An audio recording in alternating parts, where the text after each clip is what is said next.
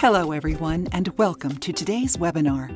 Before we get started, I'd like to go over a few items so you know how to participate in today's event. During our session, we will use cell phone technology to add to your educational experience. You will have the opportunity to submit text questions to today's presenter by scanning a QR code with your cell phone at specified times. You may send in your questions at any time during the presentation. We will collect these and respond in writing after the webinar to ensure that we fully vet your questions prior to responding. Want to be notified about upcoming webinars? Follow Dr. Lisa L. Campbell on all social media channels. I would now like to introduce our host, Dr. Lisa L. Campbell, President and CEO for Physician Practice Resources, Incorporated. Emotional intelligence is defined by Daniel Goldman as the ability to identify and manage one's own emotions as well as the emotions of others. I'm Dr. Lisa Campbell, and I want to spend some time today walking you through emotional intelligence with a focus on healthcare professionals. As a 30-year healthcare veteran myself, I find that emotional intelligence has been pivotal in my success in my industry. So, Daniel Goldman is hands down, in my humble opinion, one of the top resources for concepts of emotional intelligence. Today, I want to talk to you about how I've applied emotional intelligence in my day-to-day life, as well as some strategies for you using it in your day-to-day life. So, who am I? Well, number one, I'm a wife, I'm a mother, I'm a daughter, I'm soon to be a grandmother, but I'm a friend, I'm a boss, I'm an educator, I am part of social organizations. And in all of these areas, it is critical that I manage my emotions to ensure that I maintain healthy relationships with all of these individuals that I interact with. So you may be wondering, what is the difference between emotional intelligence and IQ? Because I'm sure most of you have heard about IQ. Well, I will tell you that from a definition perspective, IQ is about how successful you'll be in school. Emotional intelligence is about success in life. And as you navigate through life, it's not the A or B that makes you more successful. It is your ability to handle situations exercising emotional intelligence. So, for our very short talk today, I want to start with four main objectives. Number one, I want you to recognize how controlling your impulsive behaviors and feelings can improve how you interact with others. I also want you to really understand how self awareness impacts your thoughts and your behaviors. I also want you to be able to describe how being mindful of the emotions of others can really have a huge impact on how and when you communicate. And I probably want to say if you should communicate, because every comment doesn't require a response. Lastly, we want to look at how emotional awareness can strengthen the quality of your relationships. So Daniel Goldman, and I've read his audiobook, I follow him on social media. He identified that there are four areas of emotional intelligence. I'm going to call them the four pillars of emotional intelligence. The first one is self-awareness. Self-awareness is really about you recognizing when your emotions have shifted. I think about being self-aware of when you're in a situation that's an emergent situation and how you, what do they say, fight or flight in that situation. Self-regulation is about being your own emotional boss. Social awareness is about recognizing and being empathetic with others in their emotional state. And then lastly, positive, healthy relationships. How do we maintain those? So, I want to talk about some strategies for self awareness. So, self awareness, positive or negative, good or bad, is really about you having the ability to recognize that, let's just be honest, that you're in a mood and how you will interact when you're around others. Think about the person who likes to be early to meetings. So if you have to go to a meeting with someone else, let's say you're riding with someone else, and they like to be just in time, doesn't matter if I get caught by a train or anything like that, you have to recognize that if you make a decision that you're going to ride with that individual, then chances are you may not make it there in time. But only you can control that. So I personally like to arrive at meetings early because I want to get my hot tea, I want to relax, I want to choose my seat before others arrive. But as it relates to self awareness, there are a few strategies that you can use to really help strengthen your self awareness skills. Those techniques include journaling. I love to write down my list of things to do because number one, it takes it from my brain, it puts it on paper, it allows me to see the things that I need to do. What are some things that I can delegate? What are some things that I need help with? But writing them down allows me to do that. But I also like to journal how I'm feeling, how someone else has made me feel. But when we talk about social awareness, thinking about how someone else made me feel, maybe I can consider what was the reason that they made me feel that certain way. As a healthcare professional, I work with physicians. And when I have a meeting scheduled with a physician, I like to ensure that I establish at the beginning of the meeting if now is still a good time to meet. Because I recognize 30 years of working with physicians that they may have had a patient that was critical, that died. And so maybe right now is not the right time because they need to deal with family, and so maybe I caught them in the hallway. And so I'm establishing that I am aware of what they're dealing with and I can come back at a later time. So the other areas are meditation. I really during the pandemic have learned the value of stepping away from everything that I have going on and the importance of just taking a moment to breathe, taking a moment, and I'm looking down because when I meditate, I'm often just looking down at the ground and I'm establishing some peace within my chaotic life. So, goals.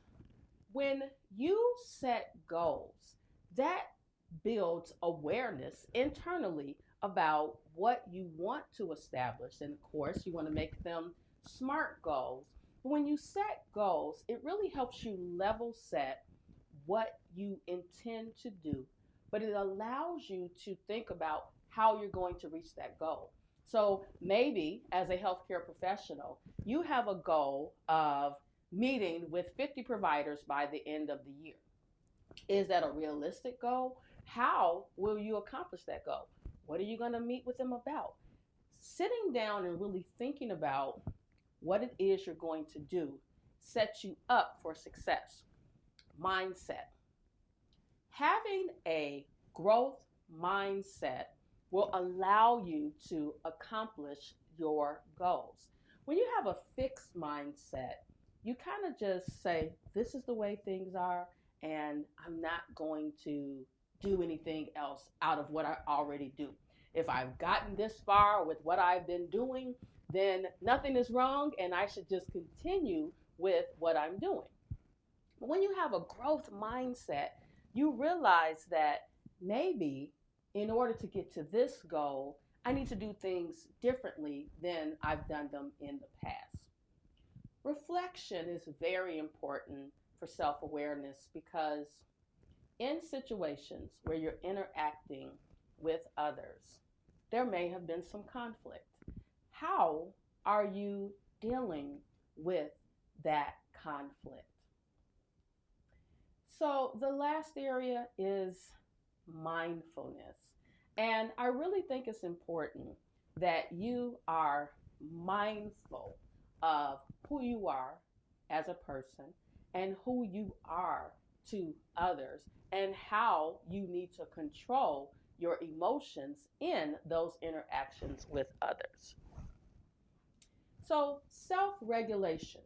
This is about being your own emotional boss, knowing what triggers you. When you are self aware, trust me when I tell you, when you are self aware, you know what makes you tick internally. So, again, for me, I like to get to meetings early. I like to get to the airport early.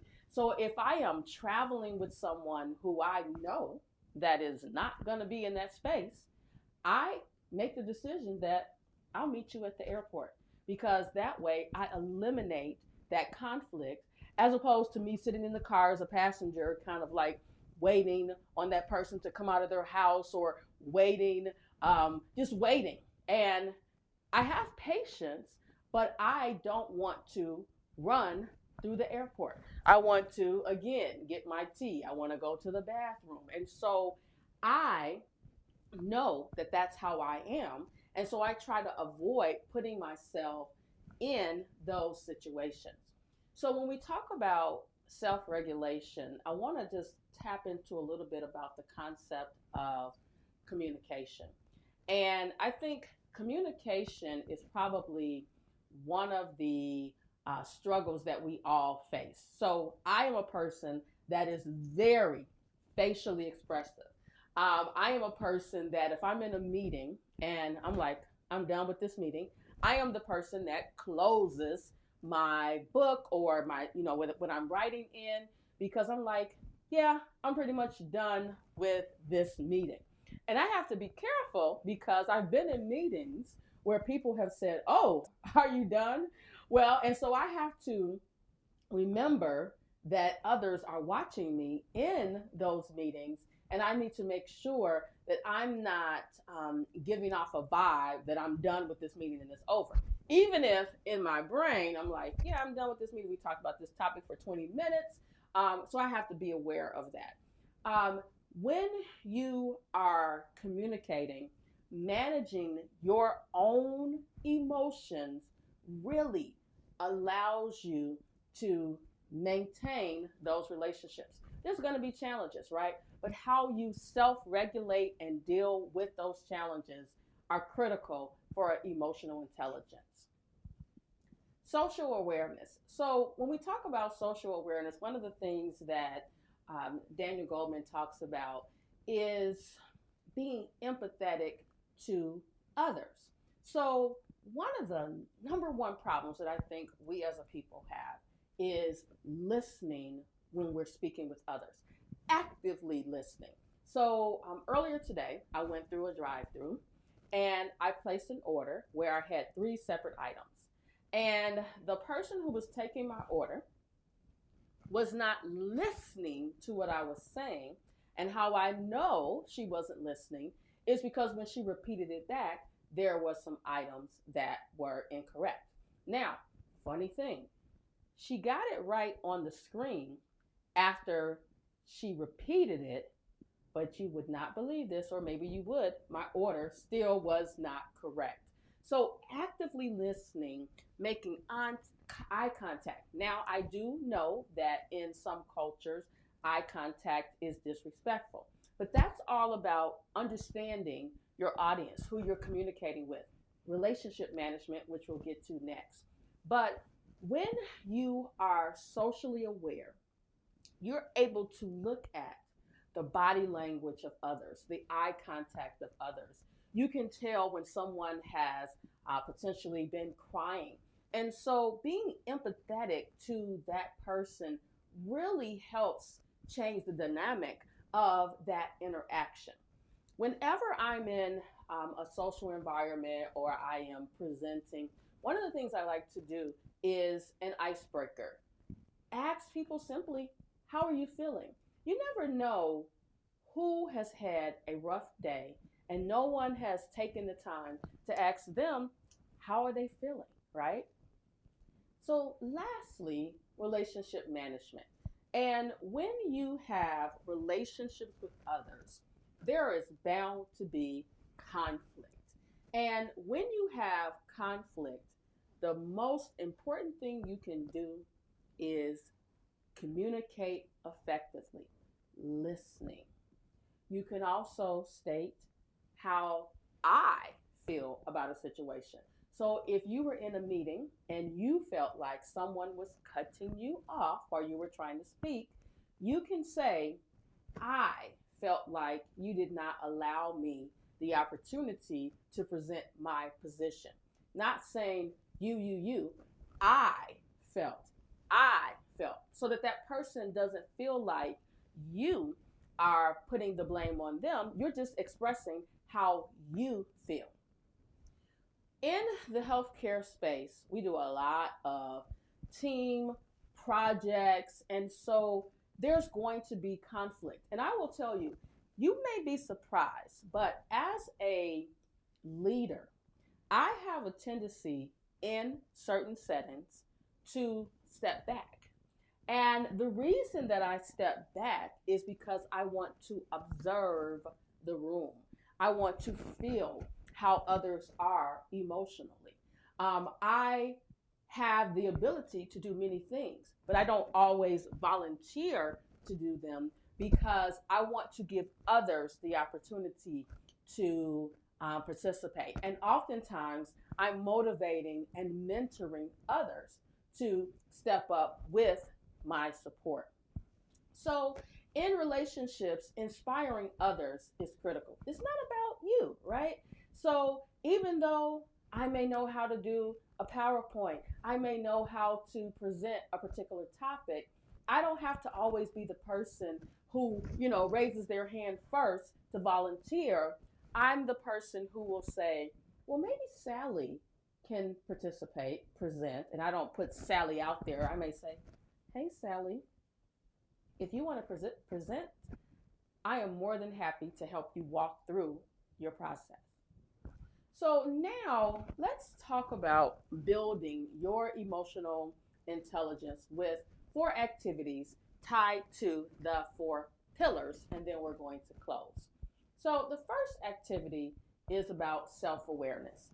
And remember, self-awareness is about recognizing basically what makes you tick, right? What are your strengths? So take a moment and think about what are areas that you're strong in, right? Then, so take out a piece of paper. What are your strengths? But then take out a piece of paper and write down what are areas that you can improve on. This is important, especially when you're trying to apply for a new position or participate in something that you've never presented before. You need to identify and be aware of where you're strong and then where you need improvement. Notice I didn't say weak. I don't like the word weak because I believe that with the right resources, we all can improve as long as we have that growth mindset and not the fixed mindset. So now self-regulation. This is about being your own emotional boss. Think about the things that trigger you. Write them down, know them, so that you can work with others um, in a positive manner as opposed to working with them in a manner where there is conflict. So reflect on what impacts you positively and what impacts you negatively. So we already know that for me, I don't like to be late to a meeting or wherever I'm going. And so when I'm riding with someone else who I know is going to be late, I have to either accept and not have an attitude that we may, and my definition of late, and my grandfather who is 100, he always says, if you're on time, you're late. So I like to be before time. So again, I can have my tea and relax. The next area is about social awareness. And for this activity, I want to show you some pictures of individuals. And remember, social awareness is about you being empathetic to the emotions of others. So when I think about this picture, this person appears to be sad. This person appears to be in deep thought about something. So if I'm walking up on this person, one of the things that I need to be socially aware of is not to startle them. This person could have a migraine headache, right? This next person is happy, right? This person looks like they have just accomplished a goal. Or maybe it's Friday and it's time to be done with work, right? But this person is clearly, or maybe somebody is attacking them and maybe they have their stance. Now, this person clearly is experiencing something. They're worried about something, right? Now, it could be that they're watching a sports game and they're like, oh my God, we didn't score again. But clearly, they're experiencing some type of emotion. And you probably are wondering, why did I use pictures for this portion? Pictures are worth 1,000 words, and you can clearly see the difference in one person to the next. Now, this person here, when I saw him, the first thing I thought about was Jerry Maguire. Show me the money. But this person also could be charging against someone. This person can be demanding that something is done. But clearly, something is going on, and this person is not happy. This is one of my favorites because there are so many different emotions you can pull out from here. This person is sad. This person is at peace. This individual is meditating. Maybe they took a long drive and they're just taking in nature. Now, this was just a very short talk on emotional intelligence, and I want to wrap up soon here. What relationships? I really want you to think about those individuals that you have relationships with and really think about, what do I know about this person? Whether it's a personal relationship or a business relationship, it is so very important that you recognize these individuals and what makes them tick. What do they like? What do they not like, right? So you've heard me say several times that I like to drink tea, and I don't drink cold tea. I only drink hot tea. My favorite tea is London Fog Latte. Individuals that interact with me, they know that because they see me come into a meeting or on a webinar, or they hear me talk about it. So really think about the relationships that you have with individuals, whether they're positive and negative. And honestly, sometimes relationships may have to be severed because they're not allowing you to be the best version of you. I personally have been in relationships with people that I realized were just sitting on my shoulder and making me be stressed out, or they were kind of like just along for the ride with me, but they really weren't there to help me be the best version of me. They were there for self. So for today's presentation, I mentioned Daniel Goldman. You can find him on LinkedIn. You can find him by purchasing his books. And I am